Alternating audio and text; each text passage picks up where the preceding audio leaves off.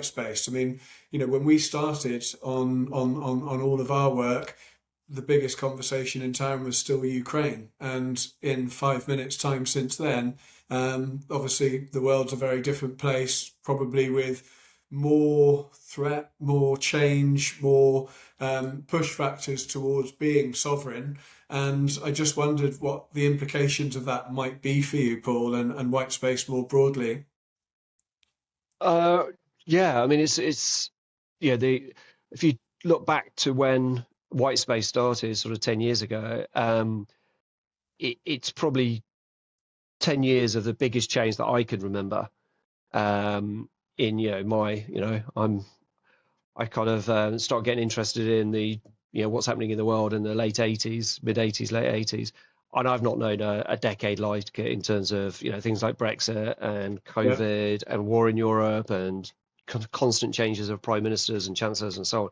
There's been and then add in climate crisis, cost of living crisis, mental health crisis, AI explosion. I mean, it goes on and on. It's been a decade of absolute rapid transition and change, yeah, and that's just starting 2026 is getting just accelerating. You've got what the US going into Venezuela.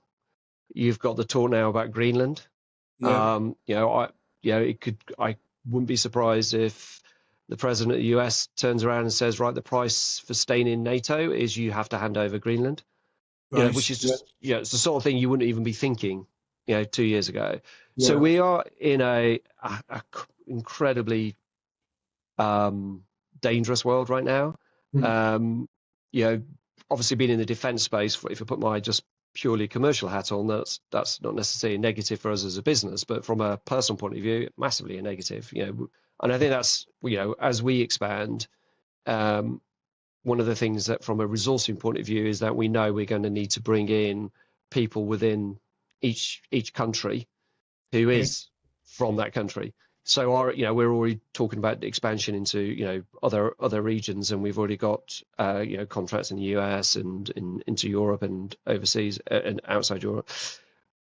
But having a national presence becomes increasingly important. You can't do it from the UK anymore. We need to have people in country who people trust, who have a reputation in that country and go, right, if they've done their due diligence and they've joined that, white space to be, country lead, then okay, I can trust it from there. Because at the end of the day, people still buy from people, even though yeah, we work in the world of AI. It's not about trusting the AI. It's actually, do you trust the company that builds the AI? And that's really important to us. So, our focus this year is very much on global expansion, but making sure we bring people in each of those territories and sectors, because you need yeah. sector experience as well, who really um, And something else I was curious about is obviously, we were in touch a lot of the way during the Series A round, and what a rocket ride that was for you all. I was wondering now that that's sort of closed out, how things have changed, if at all, in that short term, since that round closed. But then also what happens next? When would a Series B likely come? How is the journey tracking towards that? What are the factors that get you there faster? yes, yeah. So I mean, the Series A for various reasons took longer than we hoped. But throughout that process, we continued to grow and, managed to keep focused on the business and kept driving the business, throughout that sort of period. And we closed it effectively 2 months ago, but we've had sort of 3 weeks of Christmas and New Year. So it's not, we're still at that very kind of early stage. I mean, it does change. I've built many businesses over the years, and having, professional investors on your board, does bring some really good challenge to the way you do things. So we and part of bringing in a more a bigger C-suite was to allow us to uh, um, sort of embrace that. Yeah, So it's when you're small, putting in too much compliance and too much rules and too much regulation can be a massive hindrance. I kind of think like systems and processes, it's like blowing on a flame. If it's a match, you blow it out. If you've got a bonfire or a barbecue, the flames roar. So, and I think bringing the right kind of level of controls and compliance at the right time is critical. So now's the right time, and that's part of the reason to bring the C-suite is that we can actually do this in a structured way. It's not just all pointing at me, and suddenly I spend most of my time with forms and and stuff rather than building the business. So it's the right absolute timing's right. For us this year, Series B is something we are actively considering, and the reason for that is that we're just growing so quick. Yeah. But there is an opportunity to do more things in parallel with deeper pockets, especially internationally. So in terms of Series B, yes, it's something that is on our radar for this year. We'll be doing it on the basis that we want to do it rather than we need to do it.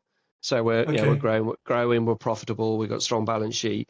To do a Series B though is to accelerate us. That would be the key to doing it, and allow us to do more things in parallel in more territories and more sectors.